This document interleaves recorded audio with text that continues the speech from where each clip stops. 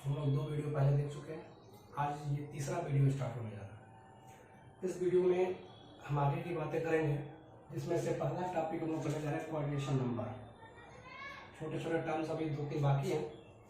तो पहला टॉपिक है कोऑर्डिनेशन नंबर। कोऑर्डिनेशन नंबर क्या है? देखें, जब एक कोऑर्डिनेशन कंपाउंड में सेंट्रल मेटल एटम या आयन के साथ जो हमारे लिगेंड्स हैं, जितने lone pair central metal atom को डोनेट करते हैं, वो लोन पेयर की जो संख्या होती है, नंबर होता है, वो कहलाता है कोऑर्डिनेशन नंबर।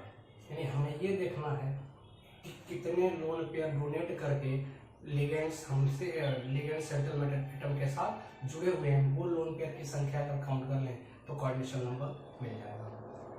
ये ऐसे भी जो देख सकते हैं कितने ऐसे लिगेंड्स के डोनर एटम हैं जो सेंट्रल एटम के साथ जुड़े हुए हैं, सेंट्रल एटम के साथ जुड़े हुए हैं, वो हमारा कहलाएगा कोऑर्डिनेशन नंबर। तो सही डिफिनेशन ये है कि हमें एटम्स को देखना है, कितने डोनर एटम्स कोऑर्डिनेट बांड के द्वारा इसके साथ जुड़े हुए हैं सेंट्रल मेटल एटम के साथ, वो है कोऑर्डिनेशन नंबर। जैसे एग्जांपल्स देखें, अगर PTCl6 डबल माइनस चार्ज है, इसमें देखें तो क्लोरीन जो है यहाँ पर क्लोराइड Cl-, ये जुड़ा हुआ Pt के साथ। तो अपने पढ़ा था कि Cl- मोनोडेंटेड लिगेंड है, ये एक लोन पेयर डोनेट करता है। कितने हैं टोटल? 6। तो कितने लोन पेयर डोनेट हो जाएंगे? 6 हैं, 6 से 1 हो जाएगा, तो टोटल 6 हो जाएगा। इसका कोऑर्डिनेशन नंबर हो जाएगा 6। तो इस कंपाउंड का कोऑर्डिनेशन कंपाउंड का कोऑर्डिनेशन नंबर कितना है? 6 है। यहाँ देखें NH3 इसमें हमने अमोनिया का पढ़ा है, NH3 का। इसके पास नाइट्रोजन के पास एक लोन पेयर था, ये डोनेट कर देता है। तो ये भी मोनोडेंटेड लिगेंड है, तो एक अमोनिया एक लोन पेयर डोनेट करेगा, तो 4 अमोनिया कितने लोन पेयर डोनेट करेंगे? 4। तो इसका कोऑर्डिनेशन नंबर 4 हो जाएगा। तो इस कॉम्प्लेक्स का कोऑर्डिनेशन नंबर 4 है। यहाँ देखें इसमें तो C2O4 double minus oxalate ion होता है। इस पे देखें तो इसमें कहा गया था ये बाइडेंटेड लिगेंड है, इसका स्ट्रक्चर बनाया गया था।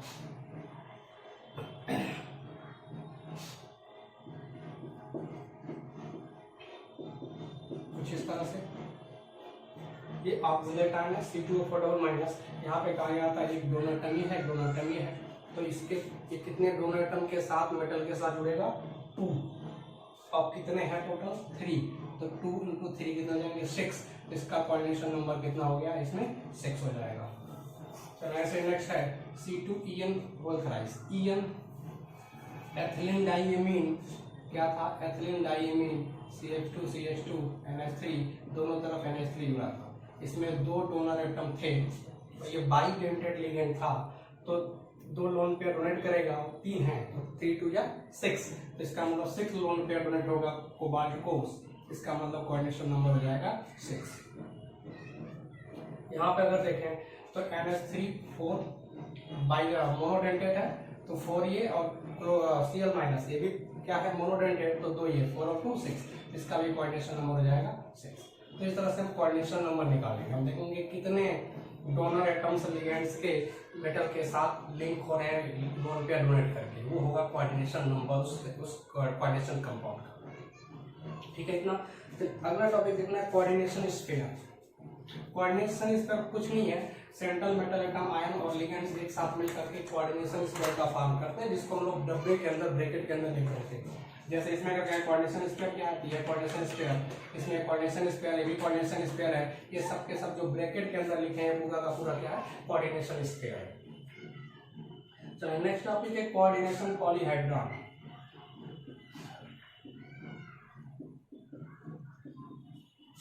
कोऑर्डिनेशन पॉलीहाइड्रॉन ये क्या है? कोऑर्डिनेशन पॉलीहाइड्रॉन क्या है? देखें, जो लिगेंड सेंट्रल मेटल एटम या आयन के साथ जुड़े होते हैं, वो एक 3 डायमेंशनल स्पेस में स्पेशल अरेंजमेंट द्वारा जुड़े होते हैं। तो जो अरेंजमेंट वो शो करते हैं, दिखाते हैं, वही कहलाता है कोऑर्डिनेशन पॉलीहाइड्रॉन, जो कोऑर्डिनेशन नंबर पे डिपेंड करता है। अलग अलग कोऑर्डिनेशन नंबर के कंपाउंड्स के लिए अलग अलग उसका लिगेंड्स का अरेंजमेंट होगा, यानी अलग अलग पॉलीहाइड्रॉन बनेंगे। जैसे अगर कोऑर्डिनेशन नंबर 6 के लिए देखें तो उसका पॉलीहाइड्रॉन ऑक्टाहेड्रल होता है। कैसा होगा? ऑक्टाहेड्रल होगा। बीच में सेंट्रल मेटल एटम यानी रहेगा हमारा, और ये 4 लिगेंड्स ऐसे जुड़ेंगे एक प्लेन में, और एक प्लेन के ऊपर और एक प्लेन के नीचे, इस तरह की ज्योमेट्री हो जाएगी ऑक्टाहेड्रल। ये क्या है? ऑक्टाहेड्रल है। ये क्वेश्चन नंबर 6 में होगा। देखिए इसमें कितने लिगेंड्स हो जाएंगे? टोटल 6, और 6 लिगेंड्स एक एक लोन पेयर डोनेट कर रहे हैं। हर लिगेंड एक एक लोन पेयर डोनेट कर रहा है, एक एक कोऑर्डिनेट बॉन्ड बना रहा है। ये क्वेश्चन नंबर इसका हो जाएगा 6 का। और इसकी जो अरेंजमेंट हो गया वो क्या बना रहा है? ऑक्टाहेड्रल।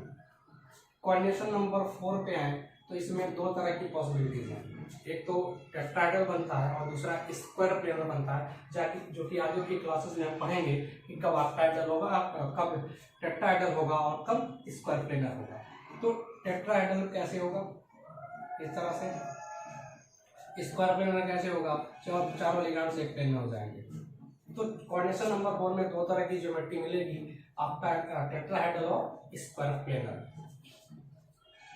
अगर क्वेश्चन नंबर 5 में देखें, क्वेश्चन नंबर 5 में, तो 5 में इस तरह से अरेंजमेंट होगा। मेटल होंगे, सेंट्रल मेटल एटम होगा, 3 लिगेंड्स ऐसे एक प्लेन में बनाएंगे 120 डिग्री पर, और एक प्लेन के नीचे और एक प्लेन के ऊपर, ऐसे जुड़ जाएगा। ये बन जाएगा ट्राइगोनल बाइपिरामिडल। एक ट्राइंगल बनेगा, ऊपर एक पिरामिड एक नीचे पिरामिड, तो ट्राइगोनल बाइपिरामिडल इसको बोलेंगे, ट्राइगोनल बाइपिरामिडल। अगर क्वेश्चन नंबर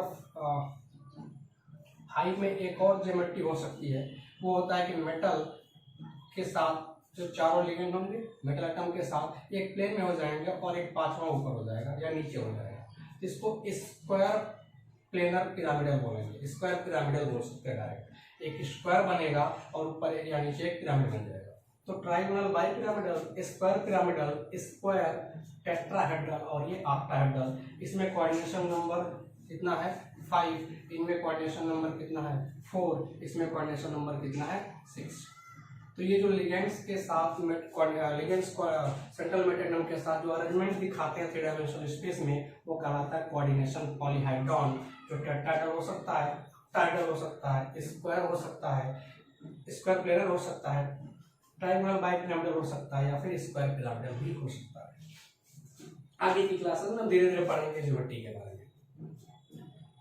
तो और देखें, नेक्स्ट हमें पढ़ना oxidation number of central atom, central metal atom या आयन। तो हमें निकालना ऑक्सीडेशन नंबर निकालना है। ऑक्सीडेशन नंबर हम लोग 12th में ही निकालना सीख जाते हैं, थोड़ा सा यहाँ से बस प्रैक्टिस करना है। ऑक्सीडेशन नंबर देखिए, ऑक्सीडेशन नंबर कैसे निकालेंगे? इसमें हमें देखना है कि जो हमारा सेंट्रल मेटल एटम या आयन है उस पर नेट कितना चार्ज है, या नेट कितना प्लस या माइनस चार्ज है। माइनस तो होगा नहीं क्योंकि मेटल है, तो जितना भी उस पर नेट चार्ज होगा वही हमारा ऑक्सीडेशन नंबर कहलाएगा। तो कैसे निकालेंगे देखें, जैसे एग्जांपल ले रहे हैं इसमें PtCl6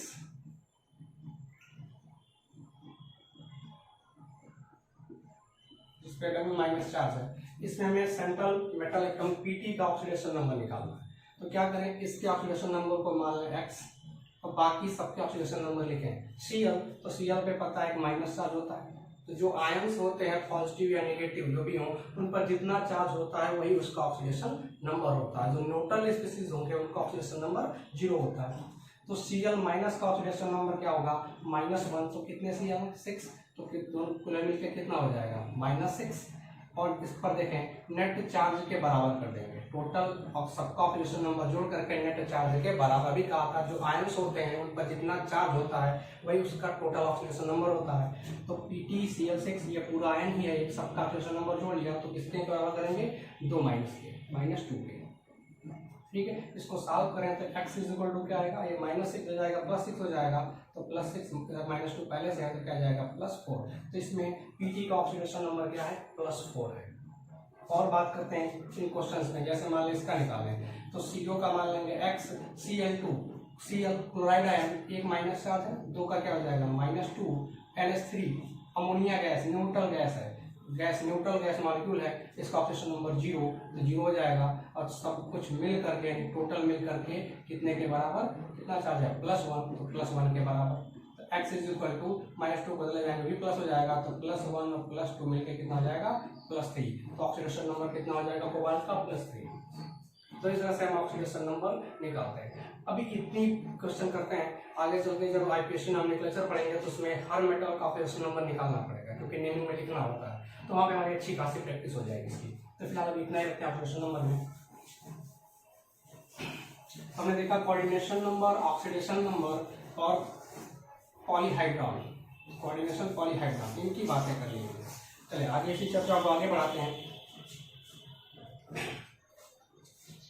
अगला में जो टॉपिक पढ़ना है समझ लें, अब इंपॉर्टेंट टॉपिक से आंसर हो जा रहे हैं हमारे, वर्नर्स थ्योरी।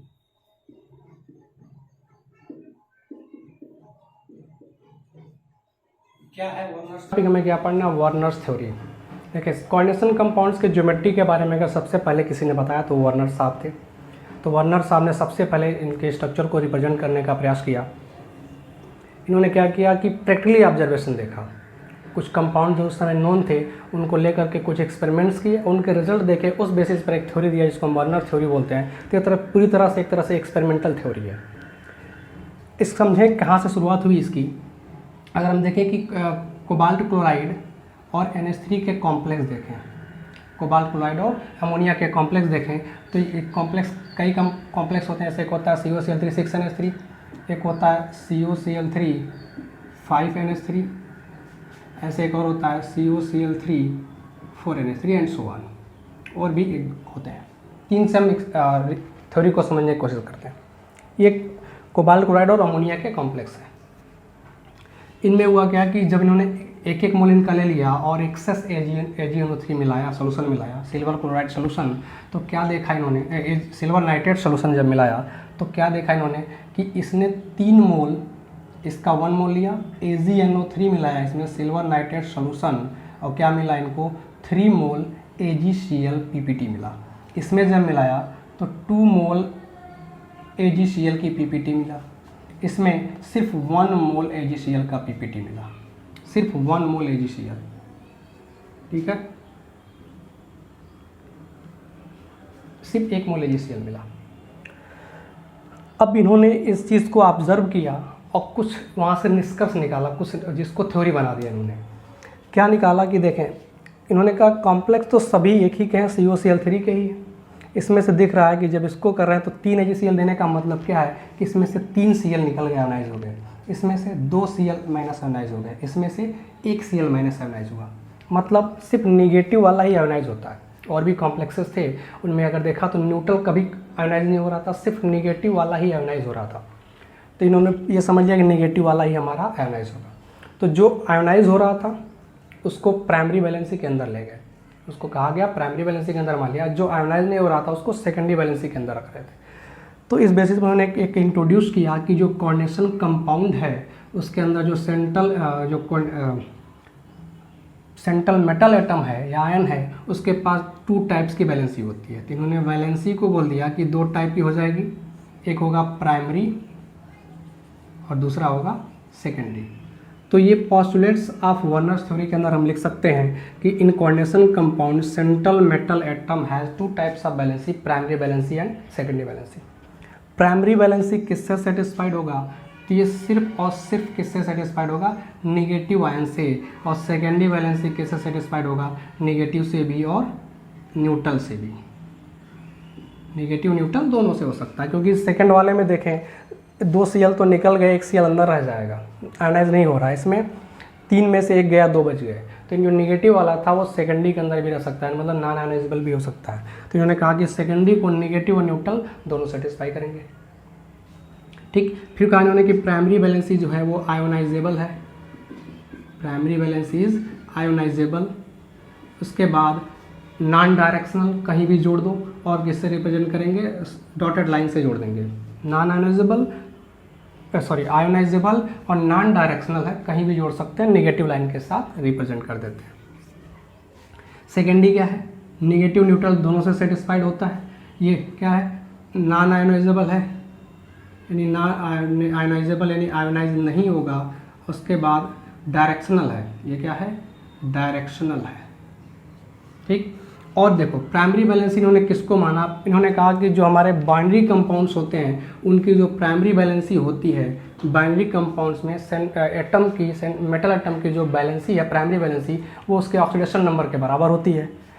तो प्राइमरी वैलेंसी किसके बराबर हो गया, ऑक्सीडेशन नंबर के बराबर हो गया, अब सेकेंडरी वैलेंसी क्या होगा? सेकेंडरी वैलेंसी मैंने कहा कि ये किसी कोऑर्डिनेशन कंपाउंड में एक मेटल के लिए सेकेंडरी वैलेंसी फिक्स होती है। अब कैसे निकालेंगे किसी कॉम्प्लेक्स में उसकी सेकेंडरी वैलेंसी? तो हम उस कॉम्प्लेक्स को देखेंगे और उस कॉम्प्लेक्स में देखेंगे कितने टोटल हैं उसमें स्पीसीज, नेगेटिव और न्यूट्रल स्पीसीज सब जोड़ लें कितने हैं। तो 6 और 3 क्लोरीन कितने हो गए? 9।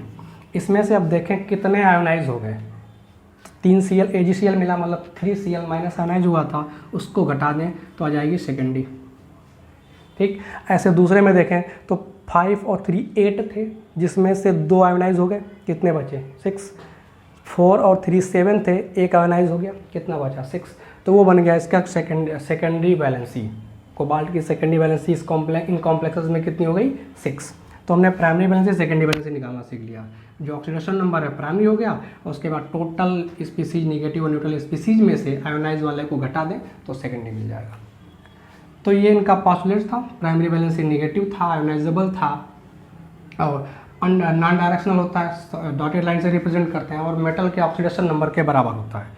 सेकेंडरी वैलेंसी नेगेटिव और न्यूट्रल दोनों से सेटिस्फाइड होती है, नॉन आयोनाइजेबल है यानी आयोनाइज नहीं होगी, और डायरेक्शनल है यानी फिक्स डायरेक्शन में ही जोड़ सकते हैं, चाहे जहाँ नहीं जोड़ सकते हैं। और दूसरी चीज़ कोऑर्डिनेशन नंबर के बराबर होती है, कोऑर्डिनेशन नंबर के बराबर होती है। चलें, और पॉइंट उन्होंने बताया, उन्होंने कहा कि कोऑर्डिनेशन कंपाउंड के अंदर जो हमारा ये नेगेटिव या न्यूट्रल स्पीसीज है, जिसको आज के डेट में हम लिगेंड्स बोलते हैं, ये सेंट्रल मेटल एटम के साथ एक फिक्स ज्योमेट्री में ही जुड़े होते हैं, जो हर कोऑर्डिनेशन नंबर के लिए अलग अलग अरेंजमेंट में होता है। अलग अलग कोऑर्डिनेशन नंबर में अलग अलग अरेंजमेंट होगा, जैसे टेट्राहेड्रल, ऑक्टाहेड्रल, स्क्वायर प्लेनर। अभी पीछे हमने बात किया था कोऑर्डिनेशन पॉलीहाइड्रॉन के अंदर। तो ये था वर्नर थ्योरी का कॉन्सेप्ट, यानी वर्नर थ्योरी के पॉस्टुलेट्स इतने लिखने हैं। अब इन पॉस्टुलेट्स के थ्योरी आज बेसिस पे हमें इन कंपाउंड्स का स्ट्रक्चर बनाना है, कैसे बनाएंगे? तो देखें, पहले लिया कोबाल्ट, प्राइमरी सेकेंडरी सीख लिया हम लोग। प्राइमरी इसकी वैलेंसी 3 है और सेकेंडरी 6 है। तो 6 जो सेकेंडरी वैलेंसी है वो एक फिक्स अरेंजमेंट होगा, उसका हम चेंज नहीं कर सकते अलग अलग कोऑर्डिनेशन नंबर के लिए। तो अगर 6 अगर इसकी सेकेंडरी वैलेंसी है तो कोऑर्डिनेशन नंबर हो गया 6, और 6 के लिए कैसा हम जोड़ते हैं? 4 ऐसे, एक ऊपर और एक नीचे, ऑक्टाहेड्रल टाइप का। तो ये जोड़ दिया।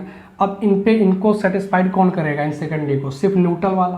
तो 6 है क्या? 6 न्यूट्रल है इसके अंदर है, पहले का स्ट्रक्चर बना रहे हैं तो हाँ 6NH3 है, 6NH3 को जोड़ दिया इसके साथ, इसके साथ 6NH3 को जोड़ दिया। चलें, अब एक प्राइमरी इसकी कितनी है? 3। प्राइमरी किससे सेटिस्फाइड होगा? सिर्फ नेगेटिव से। क्या 3 नेगेटिव है? हाँ 3 Cl माइनस है, तो उसको हम कहीं भी जोड़ सकते हैं। उन तीनों Cl को कहीं जोड़ दें ऐसे, चलो Cl एक इधर जोड़ दिया, तो Cl को कहीं भी जोड़ सकते हैं। ठीक, इसको और लिखना चाहें तो कैसे लिख सकते हैं? CO, देखें तीनों Cl आयनाइज होंगे तो बाहर लिख देंगे, जो आयनाइज नहीं होगा वो लिगेंड है, कोऑर्डिनेशन नंबर वो कोऑर्डिनेशन स्फीयर के अंदर लिखा जाएगा। तो 6 अमोनिया को कहाँ लिख देंगे? अंदर, और 3 Cl को कहाँ लिख देंगे? बाहर। ये इसका लिखने का तरीका हो जाएगा।